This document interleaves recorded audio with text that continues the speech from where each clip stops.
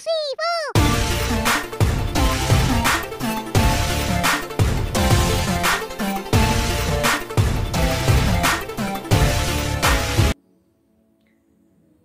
Assalamualaikum warahmatullahi wabarakatuh. Perkenalkan, nama saya Rizka Siti Alida dengan NIM E2110073.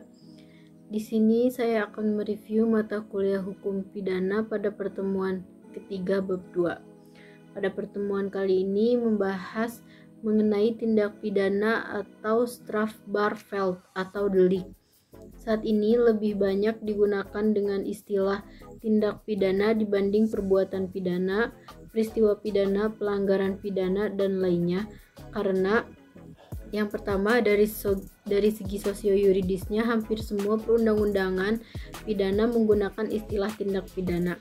Yang kedua, semua instansi penegak hukum dan aparat menggunakan istilah tindak pidana. Yang ketiga, para mahasiswa mengikuti tradisi dan kebiasaan menggunakan istilah tindak pidana dibanding perbuatan pidana. Contohnya seperti dalam Undang-Undang Nomor 35 Tahun 2009 tentang pemberantasan tindak pidana narkotika dan Undang-Undang Nomor 20 Tahun 2001 tentang pemberantasan tindak pidana korupsi dan sebagainya.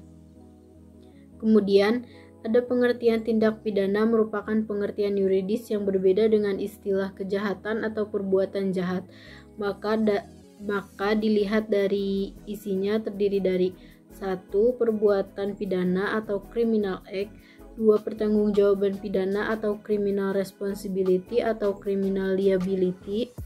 Terdapat pandangan yang memisahkan pengertian antara perbuatan pidana dan pertanggungjawaban pidana atau dualistis, dan pandangan yang menyatukan pengertian pidana dan pertanggungjawaban pidana atau monistis, yang pada akhirnya baik dualistis maupun monistis tersebut memiliki tujuan yang sama, yaitu pidana.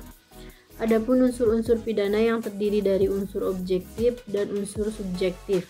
Unsur subjektif yaitu kesengajaan atau dolus, yang kedua ada kealpaan atau culpa, yang ketiga ada niat atau fournament, yang keempat ada maksud, yang kelima ada dengan rencana terlebih dahulu, dan yang keenam ada dengan perasaan takut.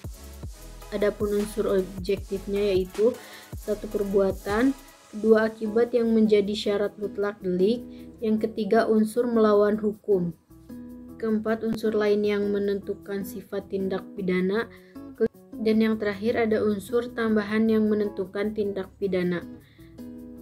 Adapun pengertian luas delik yaitu A. Bagian delik atau bestandelen van het delik meliputi 1. Terdapat dalam rumusan delik, 2. Penuntut umum harus mencantumkan dalam surat dakwaan, yang ketiga harus dibuktikan di pengadilan, dan yang keempat apabila tidak terbukti maka hakim harus membebaskan terdakwa. Yang kedua ada elemen atau unsur delik, yaitu yang pertama ada tidak terdapat dalam rumusan delik, yang kedua ada hal yang dapat dipertanggungjawabkan sesuatu tindakan atau sesuatu akibat terhadap pelakunya, terhadap akibat yang timbul, dan hal dapat disalahkan berdasarkan unsur kesengajaan atau kealpaan. Yang ketiga harus dianggap dan disyaratkan dalam setiap rumusan delik. Yang keempat ada penuntut umum tidak perlu mencantumkan dalam surat dakwaan.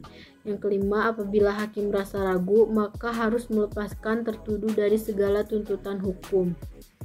Yang kelima ada teknik atau cara merumuskan tindak pidana, yaitu hanya memberikan nama yuridis atau kualifikasi tanpa menyebut unsur-unsurnya. Seperti pada pasal 351 ayat 1 yang bunyinya penganiayaan diancam pidana 2 tahun 8 bulan. Adapun ayat 2-nya, jika mengakibatkan luka berat diancam pidana 5 tahun. Dan contoh tersebut, maka yang ditulis hanya nama yuridisnya saja, yaitu penganiayaan, luka berat, dan sebagainya. Tidak disebutkan dengan unsur-unsurnya.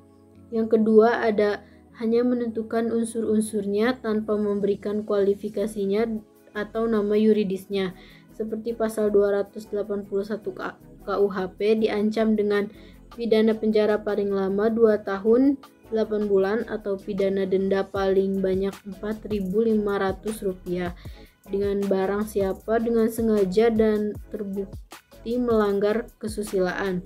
Yang kedua, barang siapa dengan sengaja dan di depan orang lain yang ada di situ bertentangan dengan kehendaknya melanggar kesusilaan, maka yang disebutkan hanya pelanggaran kesusilaan, tidak dijelaskan tindak pidana apa yang dilakukan dengan lebih jelasnya. Yang ketiga, memberikan kualifikasi dan unsur-unsur serta nama yuridisnya, seperti pada pasal 362, 372 dan 378 KUHP. Adapun subjek tindak pidana yaitu yang pertama hanya manusia, biasanya untuk tindak pidana umum, dan yang kedua ada manusia dan korporasi, biasanya untuk tindak pidana umum dan khusus. Baik, mungkin segitu saja review materi hukum pidana pada pertemuan ketiga dari saya. Apabila terdapat kesalahan, mohon dimaafkan. Wassalamualaikum warahmatullahi wabarakatuh.